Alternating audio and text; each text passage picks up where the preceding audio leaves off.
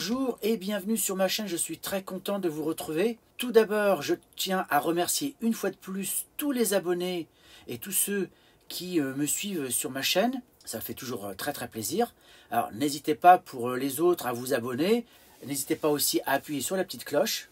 Pour les détracteurs, en tout cas ceux qui émettent des critiques sur mes vidéos, je tiens à préciser que je ne suis pas non plus un spécialiste. Je m'adresse aux novices, à ceux qui ont envie de tester les véhicules de loisirs, en tout cas de changer de mode de voyage. Et pour ceux qui ont la science infuse, eh bien, passez votre chemin. Si ça ne vous intéresse pas la peine d'aller critiquer inutilement mes vidéos. En tout cas, pour les autres, n'hésitez pas à faire des commentaires, parce que, comme je vous l'ai dit, je suis qu'un amateur, je ne connais pas tout sur tout. Et donc, c'est toujours bien d'échanger, d'avoir d'autres points de vue. Aujourd'hui, je vais vous parler d'un sujet qui nous concerne tous. Il s'agit de l'humidité en camping-car et je vais essayer de vous donner quelques astuces justement pour réduire l'humidité dans nos véhicules de loisirs. Généralement, la saison de votre véhicule de loisirs se termine à l'automne lorsque les jours raccourcissent et que le temps devient plus frais et surtout plus humide. Or, l'humidité n'est pas forcément l'allié de notre véhicule de loisirs. Aussi, l'entretien d'un camping-car passe aussi par la chasse à l'humidité, que ce soit avec des tests d'étanchéité ou également avec des gestes quotidiens très efficaces à ne pas négliger. Et donc voici quelques astuces. Tout d'abord, installez un déshumidificateur dans votre véhicule de loisirs. Cet achat peut être très utile lors des périodes humides et reste donc un très bon investissement. Il vous permet de garder l'intérieur de votre véhicule de loisirs en bon état plus longtemps. L'appareil aspire l'air et en élimine la vapeur en le projetant sur une surface froide. Ainsi, l'eau formée est récoltée dans un bac qu'il suffit de vider. Voici quelques modèles dont je partage dans la description les modèles. Ce sont des produits qui semblent assez intéressants et assez efficaces. Alors effectivement, un déshumidificateur d'air domestique permet de contrôler l'hydrométrie de la pièce. Le déshumidificateur, en fait, à condensation, fonctionne de façon assez simple. Un ventilateur qui aspire l'air humide et le refroidit en le faisant passer par un évaporateur réfrigéré. Donc l'eau de l'air se concentre et se condense alors sur la surface de l'évaporateur et coule dans un réservoir dédié. L'idéal est donc d'investir dans un déshumidificateur électrique, mais des absorbeurs plus simples prennent moins de place et n'usent pas d'électricité. Effectivement, moi j'ai déjà utilisé ces fameux absorbeurs très simples, vous savez, avec la petite pochette qu'on met dans le petit bac.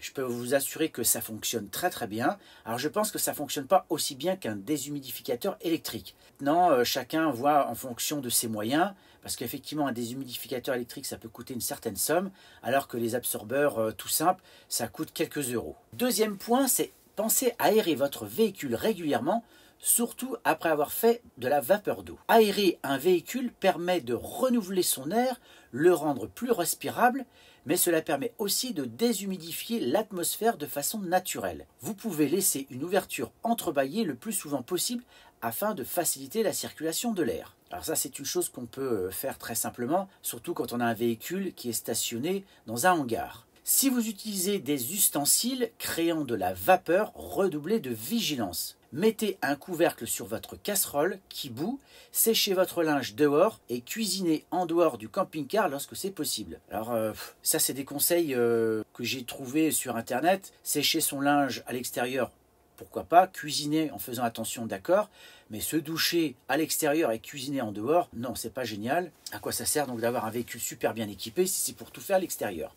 Certes, on est amené à vivre en extérieur, surtout quand il fait beau, mais pour ceux qui vivent au long cours, eh bien les périodes hivernales, on est à l'intérieur. Troisième point, laissez les placards du camping-car ouverts. Cette astuce est l'une des moins connues et pourtant très efficace. Si vous laissez vos placards ouverts, vous permettez à votre intérieur d'avoir la même température partout. Ainsi, plus de mauvaises surprises. La circulation de l'air doit se faire partout et avec ce geste quotidien, vous verrez bien plus facilement si une infiltration existe dans vos placards. Car effectivement, lorsque vous ouvrez vos placards, quand ils sont vidés, eh bien vous pouvez facilement toucher le fond et voir s'il y a des traces d'humidité et même des boursouflures. Parce que là, il faut vraiment faire attention dans certains endroits. Autant sur les autres endroits du camping-car, les façades qui sont facilement visibles, ça se voit tout de suite. Mais dans les placards, pas forcément. Pensez aussi à isoler l'extérieur du véhicule au niveau des fenêtres. Des protections isothermes extérieures sont des plus utiles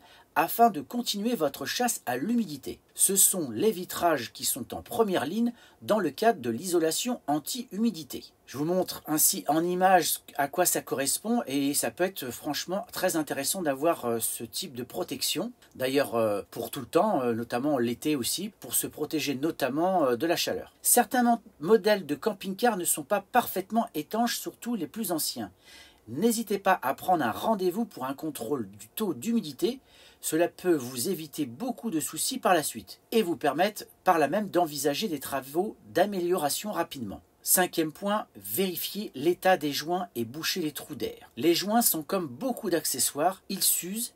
Il faut en permanence et surtout lors des saisons humides s'assurer qu'ils soient en bon état. Entretenez-les avec un spray siliconé. De plus, je vous conseille de faire minutieusement le tour du véhicule afin de repérer les éventuels petits trous ou fissures apparentes.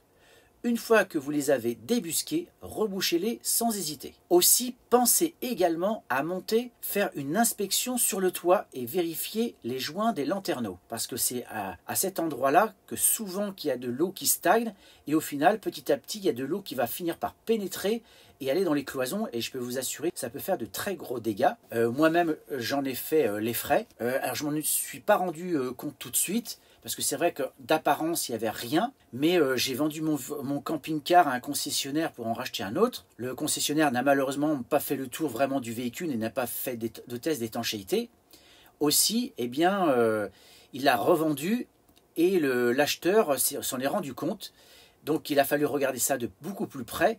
Et effectivement, les dégâts étaient énormes. Et ça a coûté des milliers d'euros. Autre point, chauffez légèrement votre véhicule. Tout comme dans un habitat normal, le chauffage de votre camping-car assèche l'air. Il n'est pas nécessaire de le chauffer en permanence, ni trop fort.